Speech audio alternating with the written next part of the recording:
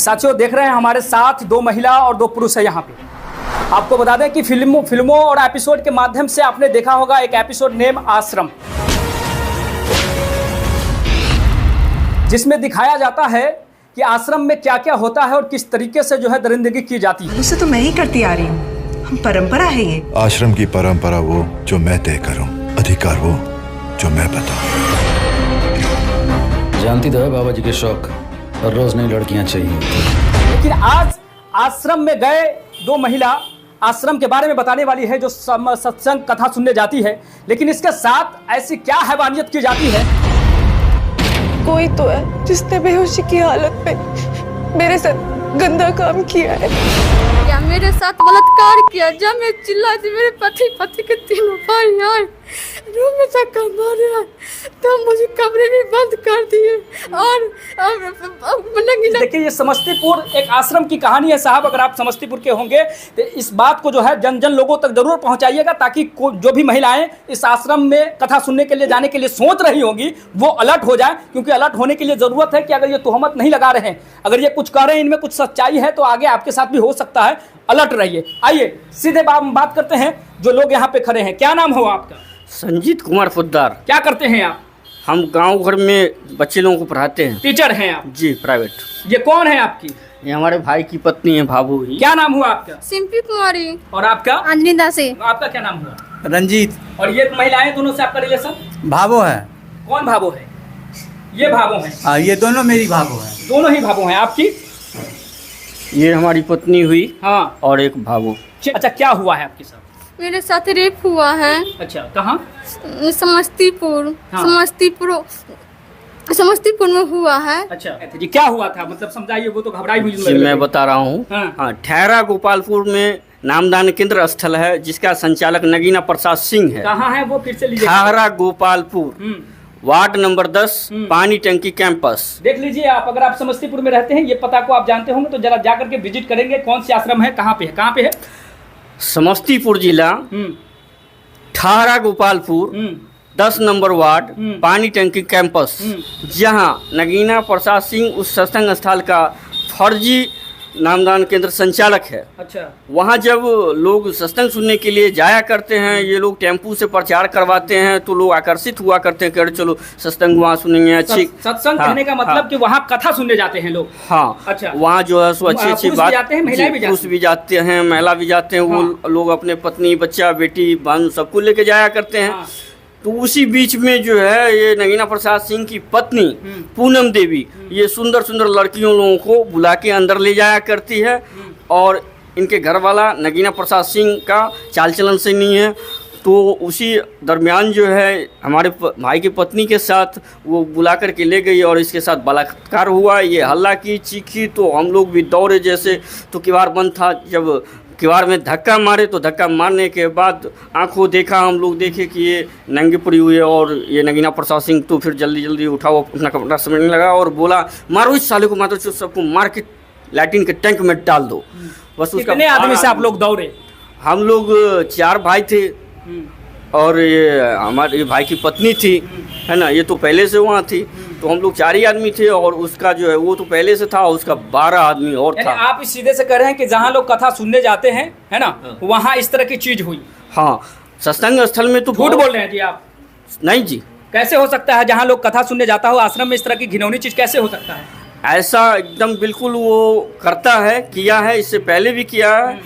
वहाँ 200-250 की जनसंख्या में लोग थे। अच्छा, ये इनके साथ हुआ है? जी, इनके साथ हुआ है। जी। आप बता पाएंगे क्या हुआ था उस दिन आपके साथ? हाँ, मैं अपने पति के 3 भाई के साथ सत्संग सुनने के लिए गए थे। नगीना प्रसाद दरवाजे पर के दक्षिण वाले कमरे में मुझे बुला के ले गए। और अच्छा, बुलाए थे आपको? तो क्या कह के बुलाए थे? नहीं, इशारा दी के बुलाए थे। अच्छा, उसके बाद? इशारा दी के बुलाए थे, हम गए, कमरे रूम बंद कर लिया, मेरे साथ बलात्कार किया। जब मैं चिल्लाई थी, मेरे पति के 3 भाई आए, रूम में धक्का मारा, तो मुझे कमरे में बंद कर दिए।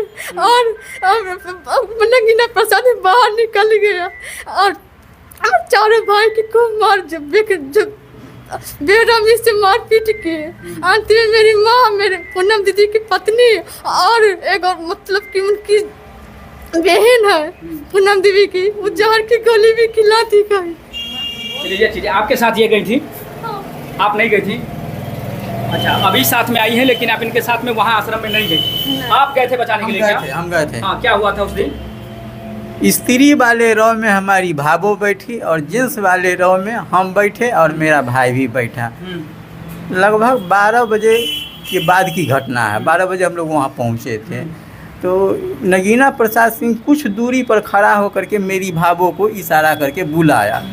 तो इशारा करते हुए मैंने भी देखा। अच्छा। मैं सोचा कि हो सकता है यहाँ बहुत बड़ा समारोह है, तो किसी कुछ काम के चलते इसको। कितना बड़ा समारोह था और कितने लोग थे वहाँ? लगभग वहाँ करीब 100 के करीब आदमी थे। जी हाँ, 100 के करीब। क्या तारीख थी उस दिन की, याद है कुछ? 15/5/2022। अच्छा। रविवार का दिन था। हाँ। प्रत्येक रविवार को वहाँ सत्संग हुआ करता है।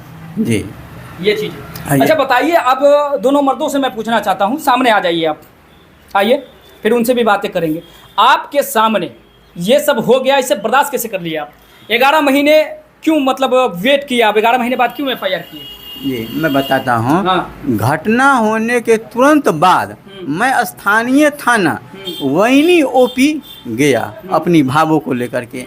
मेरी भावो सारा घटना को बताई, हम भी बताए थाना महोदय से कि इस तरह की बात है। तो उनका कहना हुआ कि FIR तो 2-4 दिन, 5 दिन, 8 दिन के बाद भी दर्ज हो जाएगा। अच्छा। लेकिन सबसे पहली बात तो ये है कि पीड़िता का कहना है कि मुझे बलात्कार करने के बाद जहर की गोलियां भी खिला दी गई है। तो ऐसे में अगर इसका जान चला जाता है तो फिर आपके पास कोई सबूत नहीं रहेगा और आप सबसे पहली बात ये बताइए मुझे, आपने कहा कि इसे बलात्कार करने के बाद गोली खिला दिया गया। हाँ। तो ये किस समय चिल्ला रही थी आप? बलात्कार हुआ तब चिल्ला रही थी मैं। या फिर दवा खा लिए थे? नहीं, बलात्कार होने के समय हम चिल्लाए थे। मेरे पति के तीनों भाई आए और नगीना प्रसाद जी बाहर निकल गई और कमरे बंद कर दिया। अच्छा, FIR 11 महीने तक क्यों रुके? जरा पास आइए और जल्दी में बताइए।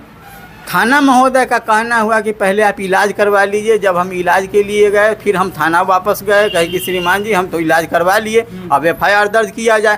तो नहीं, यहाँ FIR आपका इसलिए दर्ज नहीं होगा कि मेरे थाना में कोई महिला नहीं है, आप महिला थाना समस्तीपुर चले जाइए। फिर मैं महिला थाना जब समस्तीपुर गया तो उनका कहना हुआ कि नहीं, यहाँ से दर्ज नहीं होगा, जहाँ का घटना है वहीं दर्ज होगा।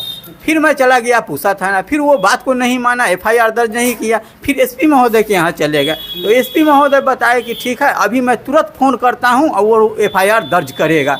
तो उस समय हृदयकांत जी महोदय थे। हृदयकांत जी तुरंत फ़ोन पर बोले कि हम सामने ही फ़ोन किया? जी मेरे सामने। तो उनका कहना हुआ कि मैं पीड़िता को और पीड़ित हुए परिवार के लोगों को हम भेज रहे हैं, इनका FIR तुम दर्ज कर लो।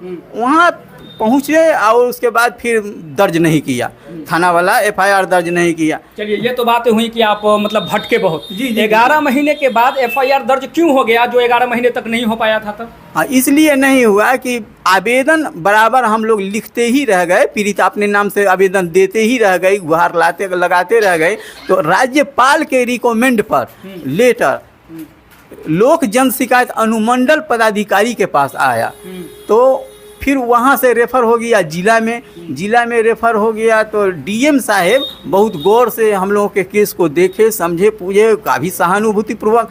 तो वो सबको डांट लगाए, फटकार लगाए कि 11 महीना बीतने को है और तुम लोग इतने बड़े हीनियस क्राइम को देख रहा है, समझ रहा है, लेकिन किसी तरह की कोई कार्रवाई नहीं कर रहे हो, FIR दर्ज नहीं हो रहा, तो तुम सबको हम सस्पेंड कर देंगे, नौकरी से हटा देंगे। अच्छा, 11 महीना तक आप दौड़ते रहे, तो इस बीच जो क्रिमिनल माइंडसेट के व्यक्ति हैं उनके द्वारा कोई प्रयास नहीं किया गया जो आपको रोका गया हो, टोका गया हो या कहा गया हो? जी, बार बार रोका गया, टोका गया, जगह जगह रोका गया, टोका गया कि तुम लोग जो है सो ये केस उठा लो, केस तुम्हारा तो होने ही नहीं देंगे, लेगा ही नहीं, अगर ले भी लिया, हो भी गया तो तुम लोग को जान से मार देंगे, बहुत मार मारेंगे। अच्छा, अब तो हो गया कि FIR, अब क्या हो रहा है? तो FIR होने के बाद कल जैसे समस्तीपुर कोर्ट हम लोग वकील साहब से मिलने के लिए आए थे, कुछ बातचीत करने के लिए, समझने के लिए।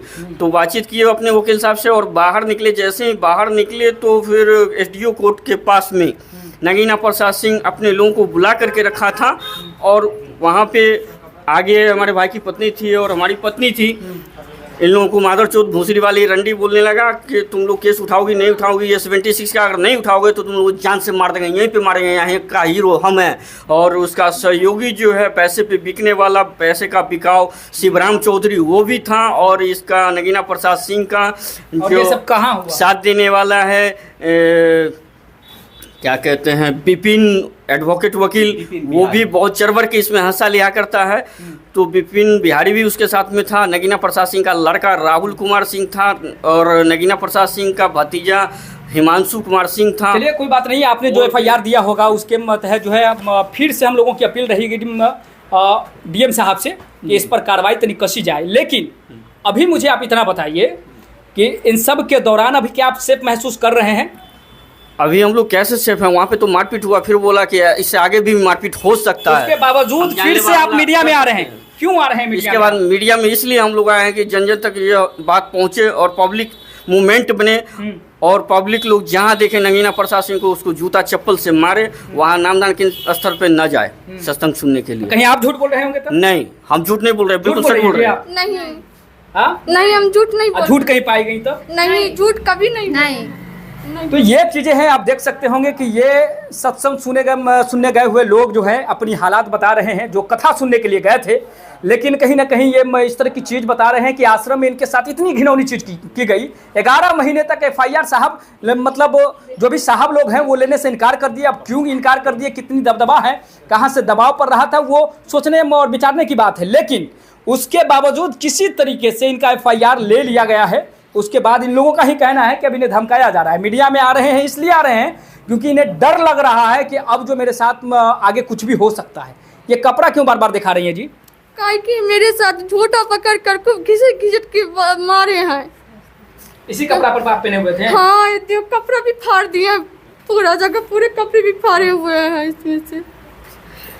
मैंने कल इज्जत पर दोबारा हमला करने के लिए नगीना प्रसाद सिंह और अपने सहयोगी के साथ पूरा प्रयास किया, लेकिन घटने पर ही कुछ लोगों को भीड़ जमा हो गई, जिसके कारण से ये लोग अपना जल्दी से वहाँ से निकल गए इज्जत बचा कर। देखिए किस तरीके से जो है ये बयान निकल के आया। ये आश्रम की कहानी सुनाती हुई, अपनी फटे कपड़ा को दिखाती हुई इस महिला को आप देख रहे होंगे।